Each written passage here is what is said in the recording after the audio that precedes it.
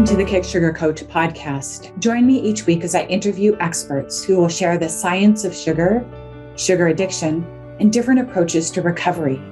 We hope to empower you with the information and inspiration, insights, and strategies you need to break up with sugar and fall in love with healthy whole foods so you can prevent and reverse chronic disease, lose weight, boost your mood and energy.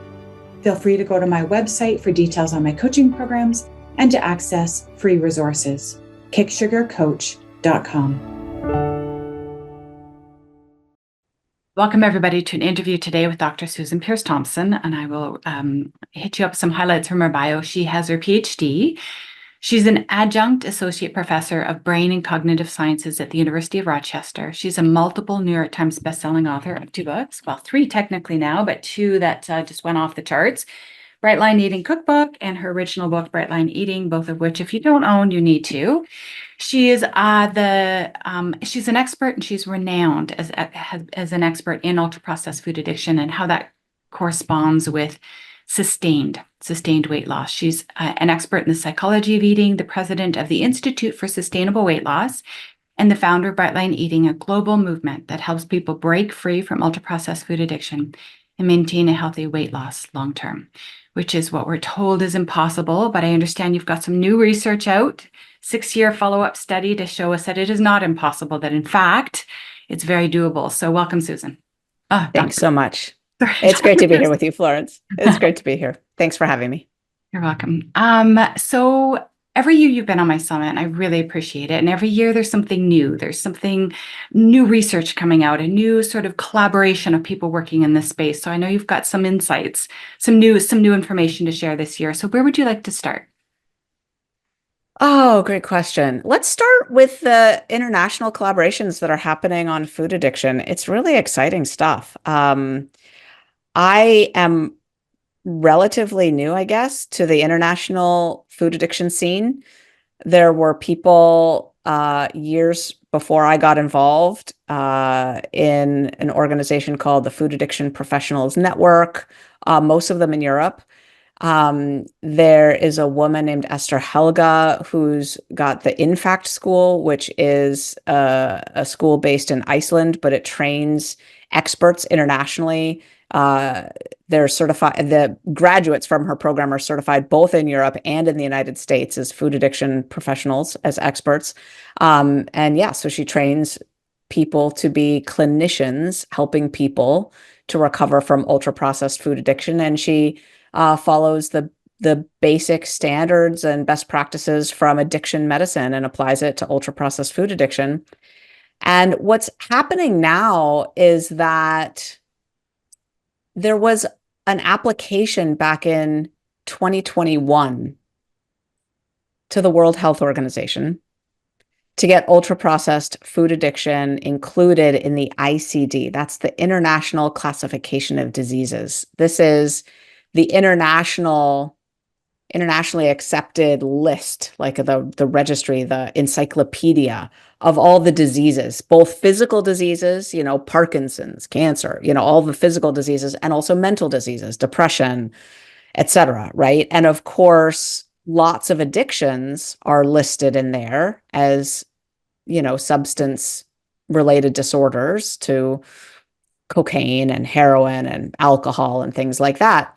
And the application was to get food listed as one of the substance-related disorders. And the application was rejected. And the rejection came out in November of 2021. It was a very thoughtful rejection. It was long and detailed. And they said several things, among them, we don't think we need to include this in the ICD because we have all these other food-related classifications. They said, we don't see how this is really that different from binge eating disorder or from all the obesity related disorders that we already have in here. And we think we're handling all of that pretty well. We've got, people with these types of issues with food are already covered basically in the ICD. And so this sent the community sort of scratching their head and saying, okay, what do we think about this? They also said there isn't enough research to show that this is warranted or needed. So over the last 3 years since then, people have been organizing and realizing that there wasn't enough international consensus on things like, is this a legitimate disorder? If so, what should it be called? Is it food addiction? Is it processed food addiction? Is it ultra processed food addiction? Is it an eating addiction? Is it actually a behavioral addiction? Is it a substance use disorder or a behavioral or process addiction disorder? Is it really that different from binge eating disorder? And if so, how should it be classified? And so forth. And so they gathered together 40 experts from around the world, psychologists, psychiatrists, neuroscientists, physicians, researchers of all ilks. And I was one of the 40 people. And over the course of about a year, we went through a process of coming to consensus on answers to those questions. And we hashed it all out pretty thoroughly. And what we ended up coming up with was a consensus statement, a consensus document, which you can read online. It's in the public domain now. Not everyone agreed. 38 out of 40 of the experts signed on. And I think probably the most contentious piece, I'm not sure, I can't speak for the two people who didn't sign on, but the name that we decided on was ultra processed food addiction. And one of the reasons we didn't go with food addiction, which most of the scientific research is published using the term food addiction, and there's the Yale food addiction scale, of course, that says food addiction, not ultra processed food addiction. But the challenge is that, well, a few things. One is there's good data now that all foods are not equally addictive. If it was an eating addiction, you would see people addictively eating all things equally. And it's not what you see at all. There's very specific foods that get eaten addictively, and then other foods that almost never get eaten addictively. There is an eating addiction component to it, and some people could potentially, under certain circumstances, eat, iceberg lettuce addictively, or, button mushrooms addictively or something. But by and large, the foods that get eaten addictively fall under a certain phenotype, and that's, ultra processed foods, right? Sugar foods, flour foods, greasy foods, fried foods. Those are the foods that get eaten addictively. And also, if you look at the substance use disorder category in the DSM, the Diagnostic and Statistical Manual of Mental Disorders, and in the ICD, you're looking at heroin, cocaine, alcohol. You're looking at basically very identifiable molecules, like specific substances, right? Food is very broad. Like, oh my gosh, you could hardly imagine a broader category, right? And to say people get addicted to food then puts you in a position where it's not clear what to abstain from. The policy ramifications that would flow downstream from declaring food to be addictive aren't clear. Like, what can governments then do about that, right? Like outlaw food. So when you narrow it down to ultra processed food, all of a sudden you give people at least some starter clarity on what to do about it. And you give governments some policy recommendation teeth to say, okay, now we know what cannot be in preschools, what cannot be in school lunchrooms, what should not be served, on our dime, on, government subsidy programs in prisons and schools, et cetera. And you start to have a path forward to getting us out of this mess. Because while it's not true that someone who has the addiction already is likely to recover if they only abstain from ultra processed food and that's all they pay attention to, and that's a big concern, it is true that if we were, for example, to eliminate ultra processed food from society tomorrow, we would go to great lengths to stemming the tide of the development of the addiction in next generations.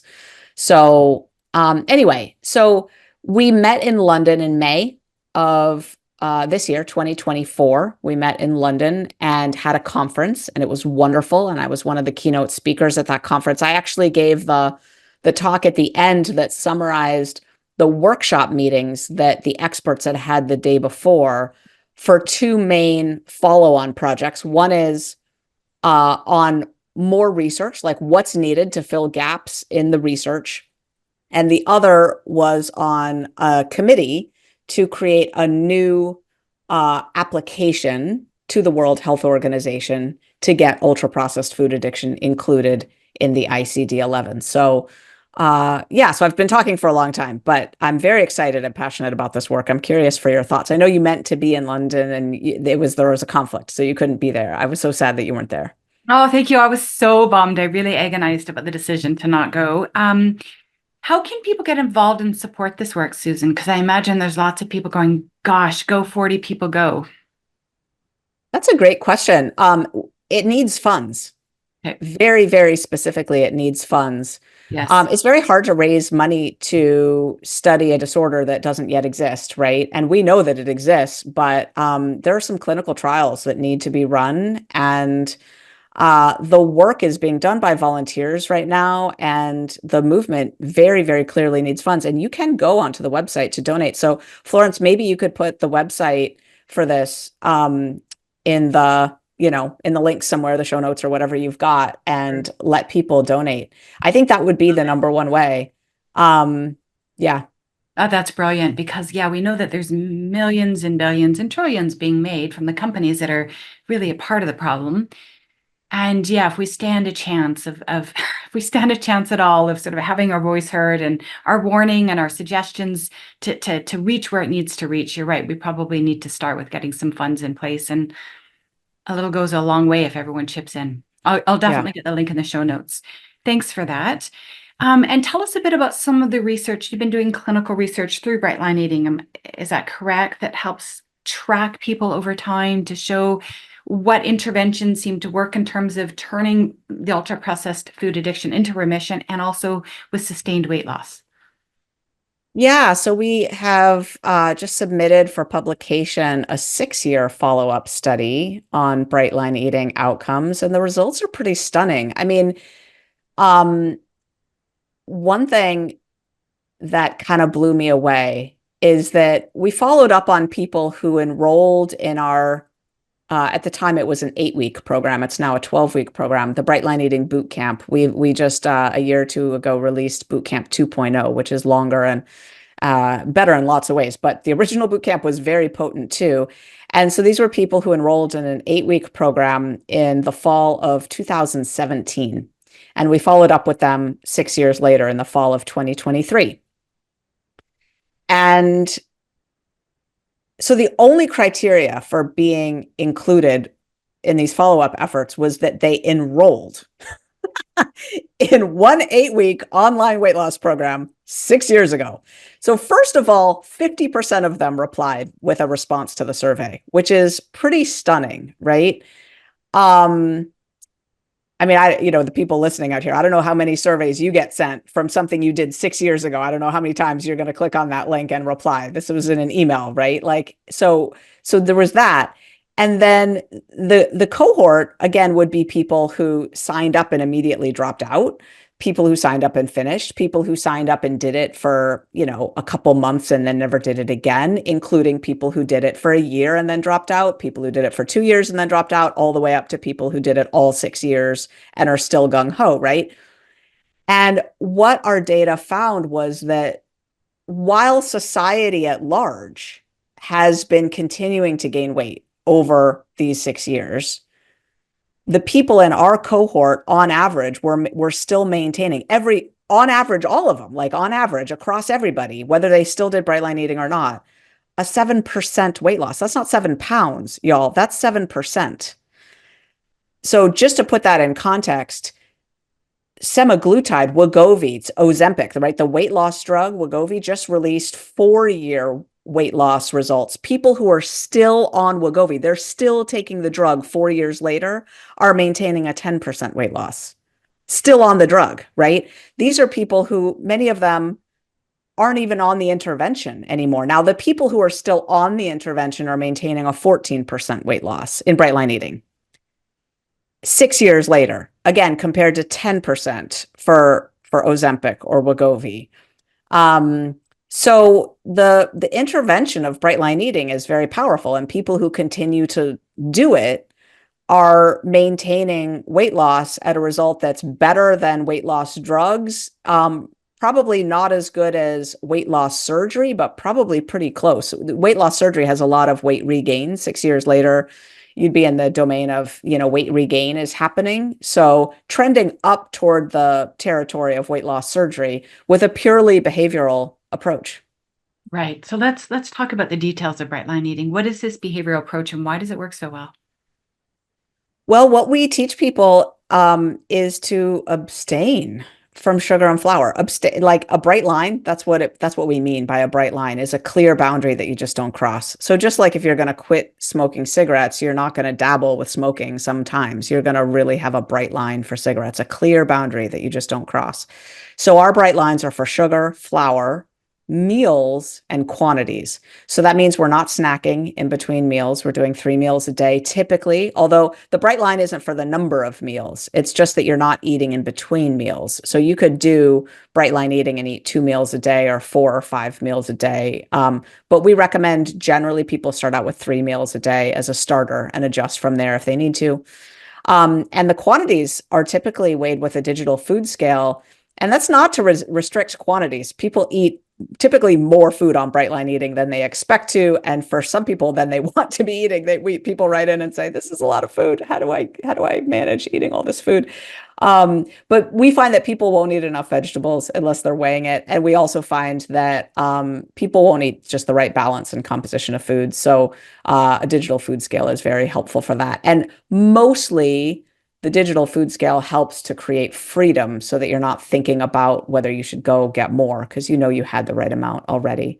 So, so there's the food plan part, and I could talk a lot more about the food plan part. It turns out that the secret to the food plan is something called automaticity, which is that it's optimized scientifically to make it as easy as possible to become automatic, to become rote, like brushing your teeth, right? It's this magical thing that whether you're, for most people, 95% of people, whether you're sick, you're tired, you're traveling, you brush your teeth before you go to bed, right?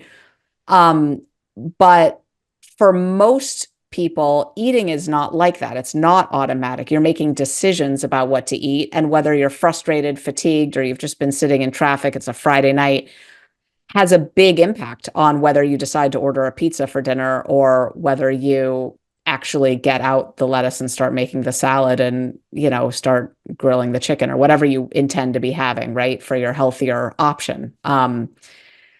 So getting people on a style of eating that's more automatic is a big part of it. We have a huge social component of our program. People feel more loved, connected, and seen and heard and felt than they've ever felt in their lives because we have such a loving, supportive community, and we've got a lot of support structures that, buddies and mastermind groups and study buddy groups and all sorts of social technology, online support communities, and live coaching and all sorts of things that help people connect up. And then there's a lot of behavioral retraining, like habits and meditation and a morning habit stack and an evening habit stack. So it's a whole life transformation. People end up being healthier than they ever imagined, being happier than they ever imagined. And the people who do it really flourish. We have published data showing that their energy goes up, their depression goes down, clinically depression goes down, days of poor mental health go down, life flourishing goes up, feelings of being loved and supported in the world go up. Weight loss is equivalent across all ages. This was a study we published with 4,509 people showing that on bright line eating, 60-year-old women lose weight as fast as 20-year-old women, literally. And that's because, you might think that's impossible. We know that postmenopausal women have a hard time losing weight, metabolically speaking. But it turns out the reason for that is that their lack of estrogen isn't there to facilitate their insulin, and insulin is a fat storage and fat release hormone. But when you change your eating the way we do in bright line eating, you're not messing with your blood sugar. It doesn't matter that you don't have estrogen on board anymore to help out your insulin because you're not jacking with your insulin anymore by eating your keto bar or your ultra processed 100 calorie snack baggy thingamajiggy. You're not eating any of that stuff anymore. So you don't need that estrogen to be helping your insulin. Your insulin is fine because you're eating the right foods finally. So Anyway, yeah, it's an amazing program. And we just passed our 10-year anniversary. We've been around for 10 years. Over 2 million people have joined our email list and gotten free information on the psychology and neuroscience of healthy eating and life transformation and weight loss. And I've gotten really into the semaglutide drug craze lately and just studying it and learning about it. And I'm still super curious about that.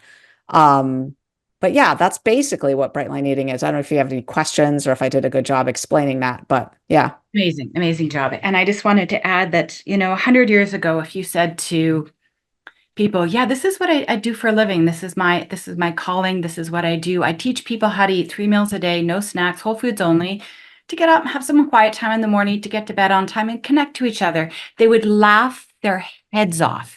Right? I think like, what?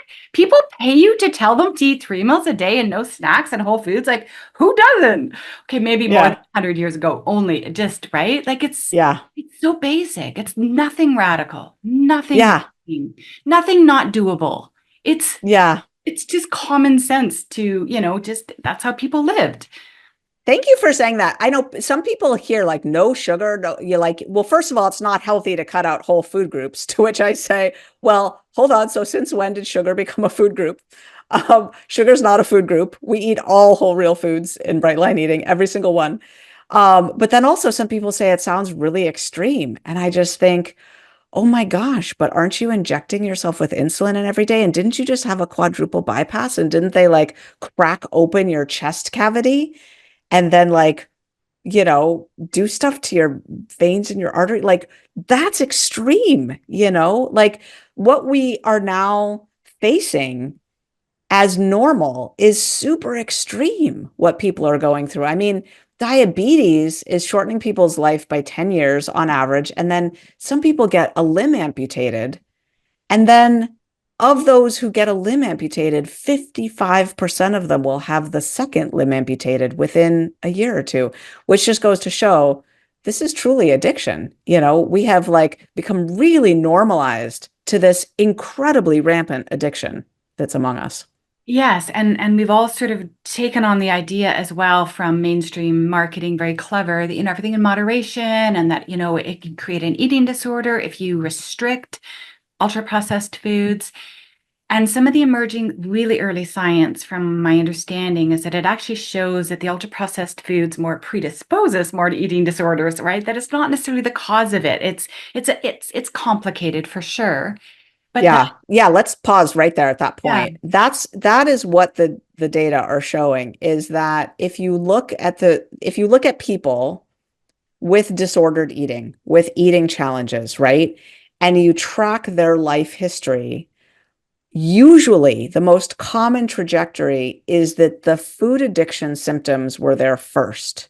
What they developed first was food addiction. So what do I mean by food addiction? I mean difficulty controlling how much they eat, obsession with food, an inability to cut back, to quit, to lay off certain foods, even though you want to, you're trying to, right? Trying to stop eating chocolate, trying to not eat the whole box of chocolate, etc. Not binging yet, right? This is not eating disorder behavior. This is addiction behavior.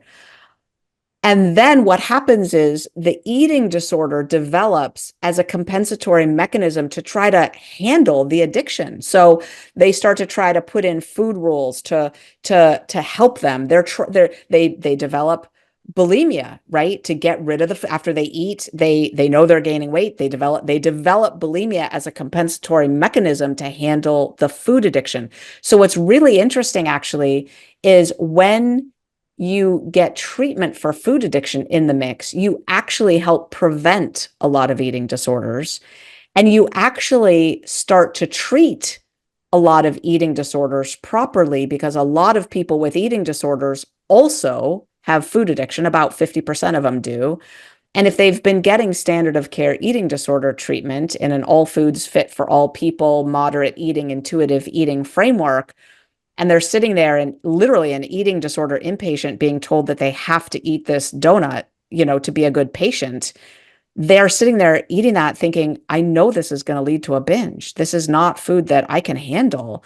but they try to voice that, and the therapists say, that's just your eating disorder talking. You've got to eat that donut. It's just one donut. It's a moderate amount. It's part of your recovery. You just had chicken and broccoli and rice also for dinner. Eat the donut.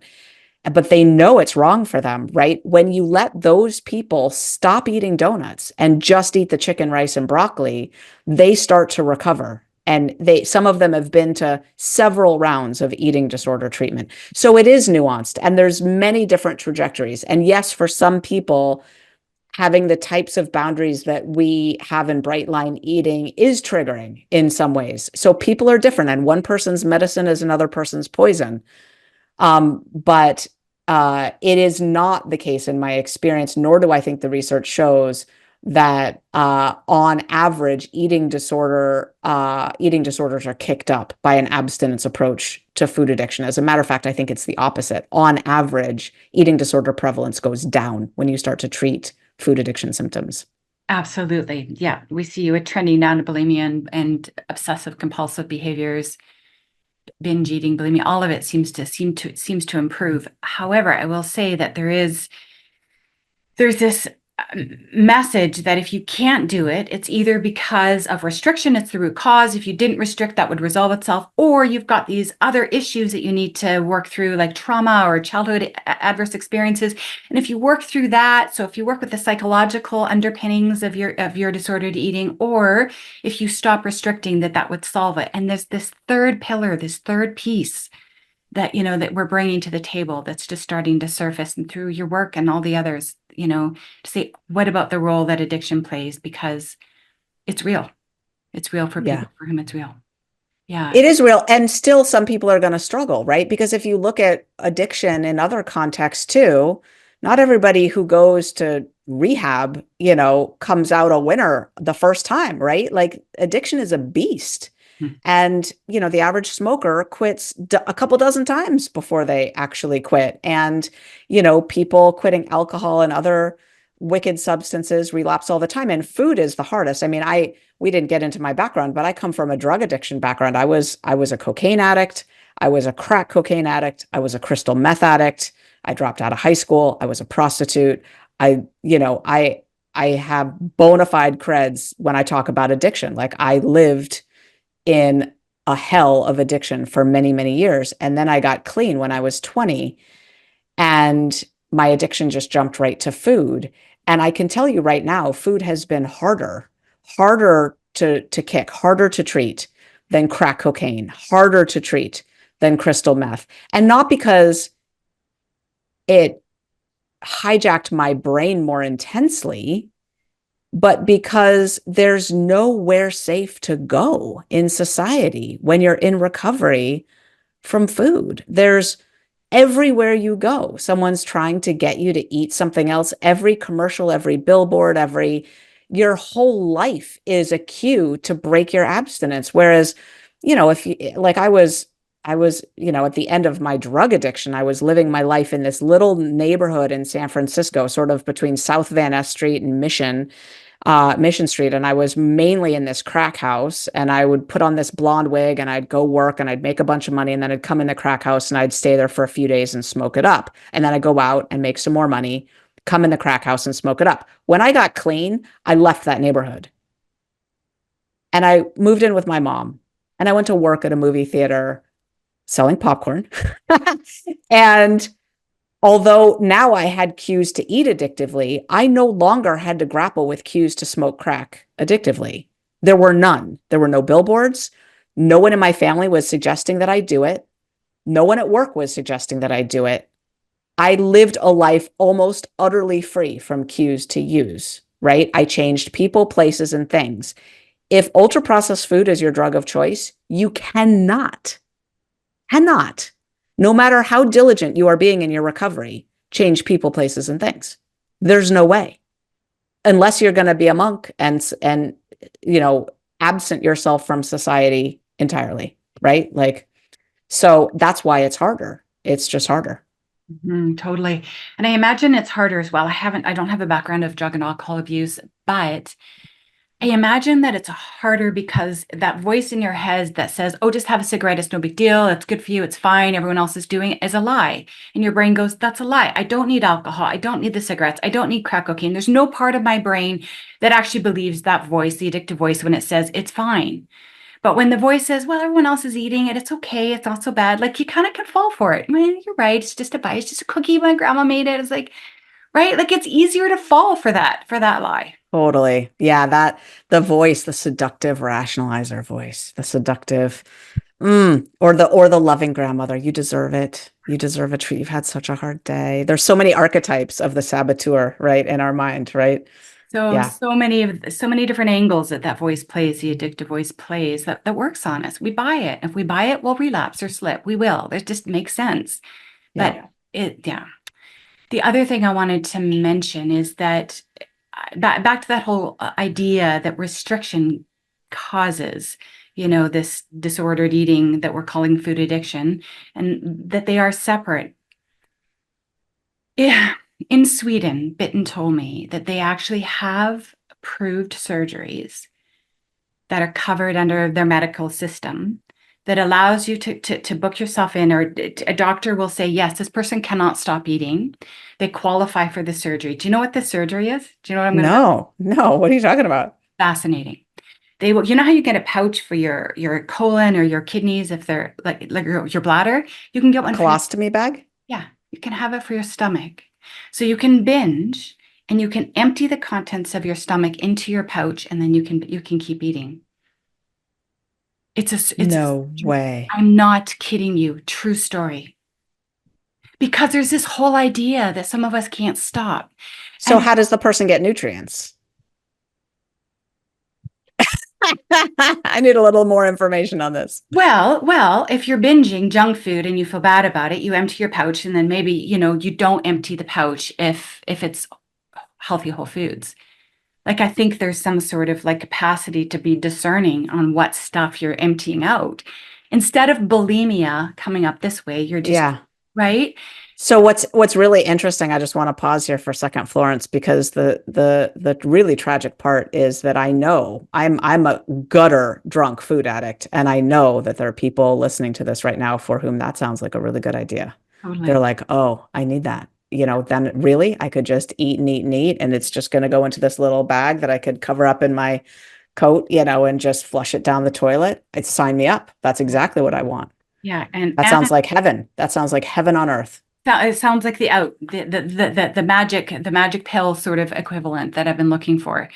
And yet, if that isn't evidence that this isn't addiction, so Right. when you understand that if you're struggling to stop, it might be addiction, in which case then there's protocols in place that can help you recover, just like any other addiction, right? There's best practices. I don't know if you'd be Mhm. open to going there. Do you want to share anything more you want to add other than the fact that Bright Line Eating has got all these best practices in play? But anything else you want to say about that to sort of let people know that if you're caught in the grip of this, there's a way out. There is. Yeah. I mean, I think check out our masterclass. If you go to brightlineeating.com, I don't want to make this an advertisement for Brightline Eating, but I'm a brain and cognitive sciences professor, and for 8 years, I taught a college course on the psychology of eating and the neuroscience of food addiction. And I teach people for free all about this. So if you're interested and you're curious, go watch a free masterclass and just learn about it. It's just free. If you go to brightlineeating.com, BRIGHTLINE, brightlineeating.com, right there, you'll see the free masterclass. It's 2 hours. It's fun. It's interesting. It's a college level education. And if you have this condition, it'll teach you about your brain in ways you might might be interested to learn. And the upside of this brain on the other side of this addiction, when it's stopped being hijacked by these ultra processed foods, what's possible? What's possible for our brains? These brilliant, sensitive, creative, easily obsessed. Totally. Um, tell us a bit about some of the research you're doing with the GLP-1 drugs. Is there anything you wanted to say about that? Yeah. So I have a slide that's in an article that I published earlier this year, that I just want to show you because we publish our data and not many people do. And the GLP-1 folks, they publish their data too. So this is comparing semaglutide Semaglutide, you've heard of semaglutide, right? It's Ozempic, it's Wegovy, right? And this is our program, Bright Line Eating. And then here's Noom, Weight Watchers, Slim Fast, Atkins, Nutrisystem, Zone. These are common programs. And really, Florence, you could put, any program that's had data published on it, vegan, whole foods, low fat, high fat, all of them, right? Keto, they're all down here. Basically, research shows that when people start losing weight in the first 2 months, they lose 3 to 5% of their weight. Now with Bright Line Eating, they lose way more than that, just about double that. So that's the first thing to notice is people are losing twice as much weight immediately in the first 2 months on Bright Line Eating as they do on Ozempic.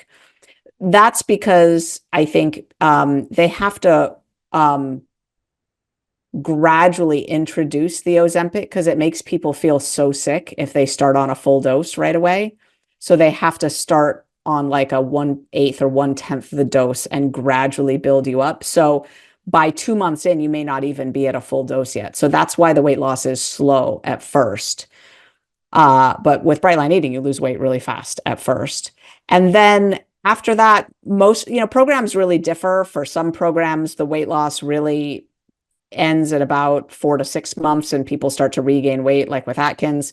Some programs like Slim Fast have pretty stellar weight loss results up to a year, but almost none of them have good results at 2 years. This is why they don't publish 2-year results. You see Weight Watchers here published 2-year results.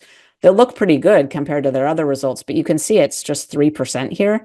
That's, if you just think about what that means, 3% is really not much. It's like someone was 300 pounds and over 2 years, they lost 9 pounds, right? It's nothing. So these are all abysmal results. And this is the research literature that just shows diets don't work. Diets don't work. And as much as Noom claims they work, none of them work. They just don't work. And at 2 years, people have regained the weight. With Bright Line Eating and Ozempic, the results are pretty stellar. Like it's a significant amount of weight, and it lasts. Now, like I said at the beginning, our 6-year results are 14%. So there's not weight regain for people who are still doing it, still members, still actively doing it. 14% at 6 years, whereas semaglutide has trended down to 8% at 4 years, meaning the brain is adapting to the GLP-1 drug, right? It's not having as strong of an anti-appetite effect at 4 years. So anyway, you can find these data and all of the citations and stuff published in the paper that I published recently called The Badly Behaving Brain, How Ultra-Processed Food Addiction Thwarts Sustained Weight Loss. I can give you the link for that, Florence, so you can put that in the show notes too. Perfect. So great. And the thing that I find the most ironic, maybe annoying, about the research on these GLP-1s, and I'm not saying they don't have a place, and I'm not saying that some people haven't used them short term, to buy them some space from the unrelenting cravings of ultra-processed foods and to sort of get their heads wrapped around what are whole foods, get in the kitchen, start cooking again, learn some recipes, right, to support themselves, to create a lifestyle change, and then to drop the drug and carry on. So I'm not saying it doesn't have a place, but it's going to go and get credit.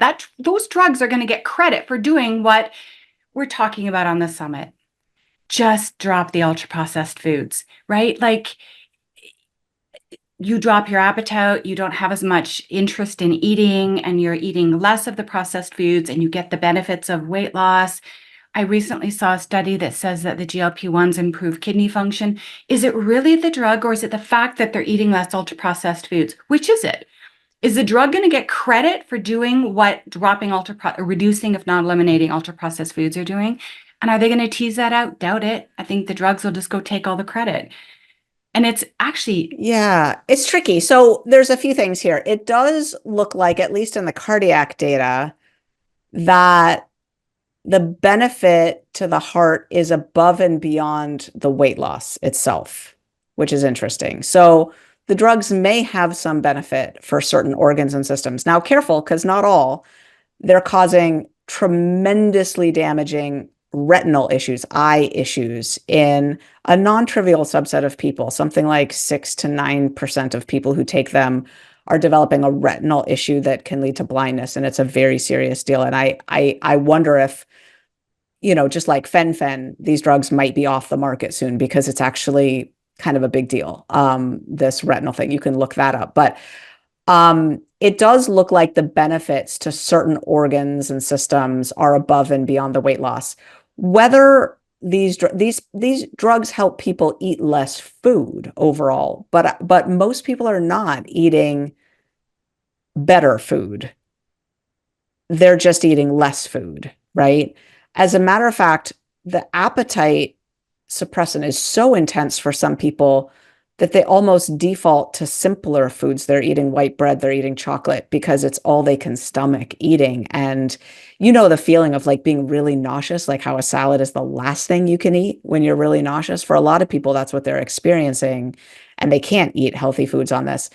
Now, I know, I'm very pro-choice when it comes to these drugs. I know a lot of people who are benefiting from them tremendously. The thing that I find most interesting about them is how seldom people stay on them. Even when they have the money to be on them, even when their insurance is covering them, they get off of them. Like 70% of people don't even stay on them for a year. And you look at that. I was talking to my endocrinologist about this because I was asking him, hey, are you prescribing these drugs? He's like, oh, yeah, hand over fist. And I said, how's it going for your patients? And he said, well, a lot of them stop using it. And I said, yeah, isn't that interesting? And he said, the reason they stop is because they find they don't want to live in a world where they get no pleasure from food or drink. Like a world where they sit down to a latte and they're just like, ugh, I don't even want to drink this. Like, yuck. It makes the aversion to food so intense. And then they find themselves thinking, I don't want to live in this world. Like there's no pleasure from food. Now, I eat 3 meals a day, no sugar, no flour, but I love my food. I get tremendous pleasure from my food. I sit down to a meal and it's like in the same way that I get pleasure from my hot shower. It's not like I'm thinking about my hot shower all day, but I love my hot showers. And I would be devastated if you took them away from me, but I have them. I don't think about them before or afterwards, and I move on with my life. That's how I feel about my meals. They're amazing. And I wouldn't want to live in a world without them. And people get off these drugs because they can't stand a world where food holds no pleasure for them. Mm-hmm. That's so interesting. Yeah. And even, I mean, I'm sure that the data will be done, that they'll show that the reduction of appetite and the reduction of the consumption of ultra processed foods, even if the foods that are left are still ultra processed, it's a significant reduction, is playing a big part of what's making these drugs look so great. It's Yeah. just that simple. Like, just if we could help support people to reduce, if not eliminate, their consumption. And if you're on the addiction spectrum, try abstinence, get the support you need. We can always go back. Can always, Yeah. right? One more thing about these drugs, Florence, is that as a brain scientist, right, I just need to speak up here because we don't know yet at all what these drugs are doing to the brain long term, especially for people who have a more addictive relationship with food. So let's imagine that you're a binger, that you really have struggled with sugar, right? Of overeating. You are one of these people who eats a box of chocolate and can't stop.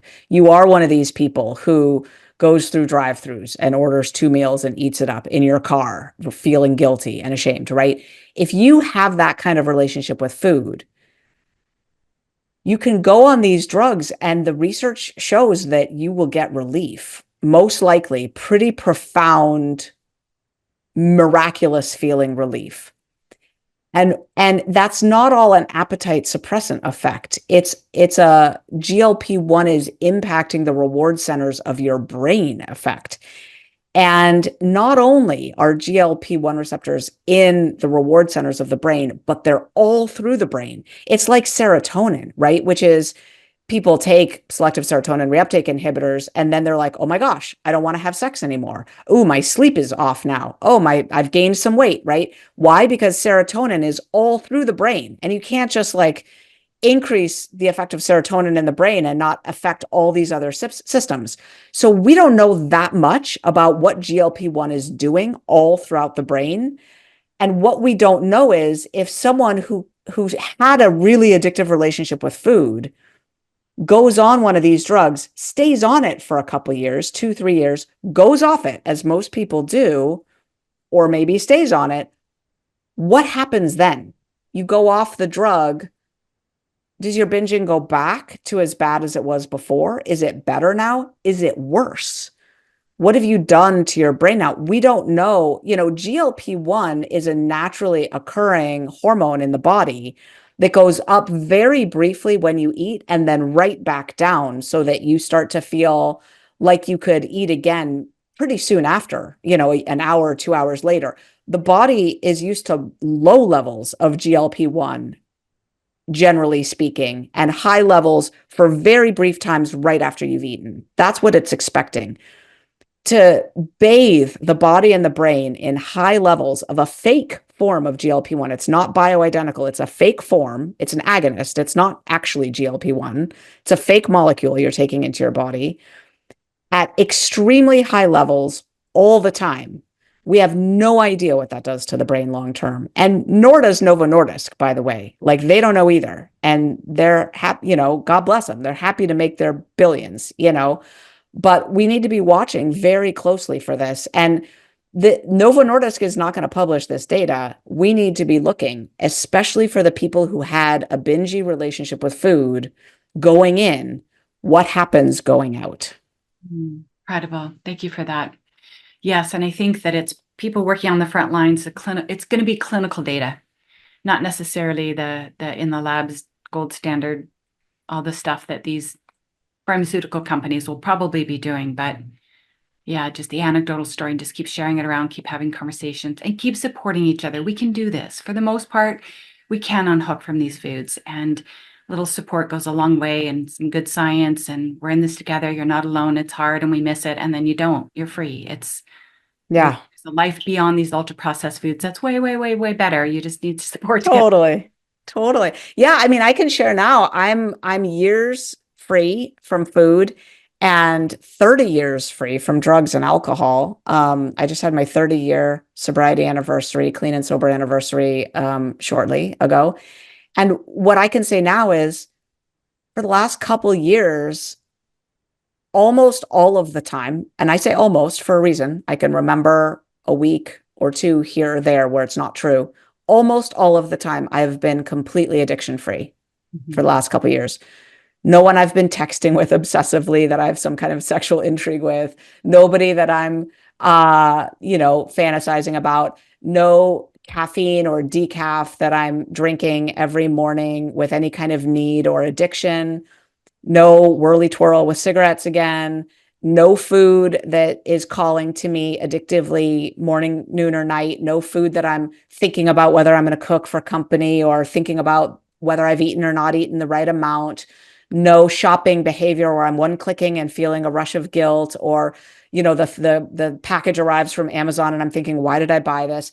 No addictive behavior whatsoever for the last 2. And I just say, most of my 30 years in recovery, I've had some form of addictive behavior like happening. I often think that one of the reasons I've stayed clean and sober so long is because I've had other things to use. God bless me, I'm certifiable. But recovery is real. Addiction is progressive, but recovery is progressive. And there's a level of peace and integrity and self-esteem and gratitude and spaciousness that's possible on the other side of putting down those foods. It really is worth it. Wow, what a powerful note to end on. But I'll give you an opportunity. Is there anything else you want to add before we wrap up today?